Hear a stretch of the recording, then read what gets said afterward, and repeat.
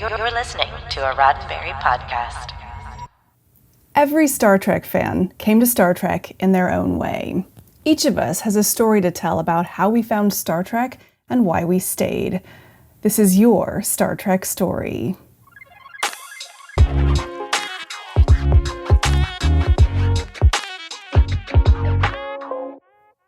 This Star Trek story comes from Evan. My first memory of watching Star Trek was watching Q Who when it aired with my parents, who were Star Trek fans since long before I was born. That must have been in 1989. I would have been 7. I remember saying, "That's one overgrown computer chip," about the Borg cube. Trek was always a part of my life after that. I remember pretending to be an android because of my love for Data.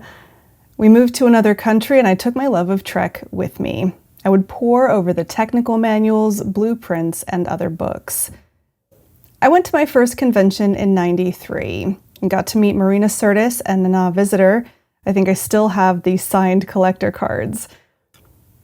By grade 5, I was bullied pretty hard for cosplaying to class, a laser print of a comm badge I made in Corel Draw and taped to my jacket. And that kind of stuff started a process of me putting my fandom in the closet.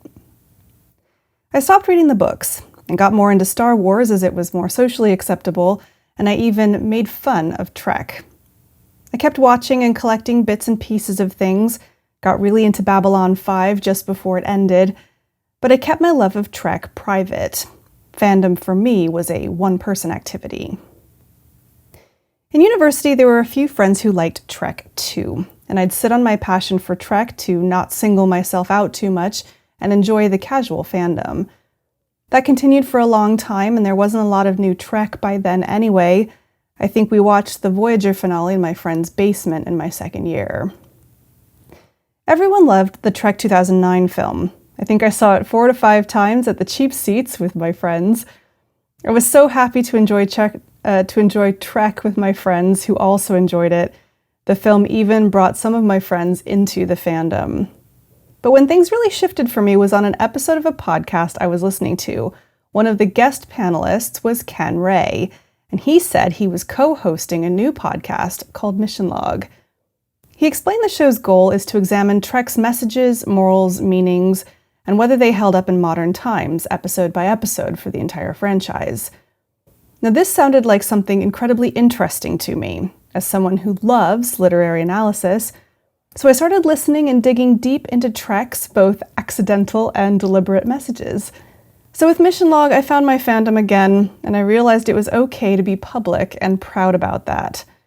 From there, I eventually found the other Roddenberry podcasts, Trek Book, which is Facebook's Trek community, and I've made valuable friendships and learned a lot about diversity. The fandom has also helped me find myself and explore who I am and what my values are. I love that I was able to find a community around my fandom and that I can dig deep into the underlying values of Trek and explore them with others. Thanks for listening to Star Trek Stories from Daily Star Trek News. If you have a story that you'd like to share, just visit dailystartreknews.com/Star Trek Stories to find out how. This show is supported by people like you through Patreon. Find out more and add your support at patreon.com/Daily Star Trek News. I'm Alison Pitt. Live long and prosper.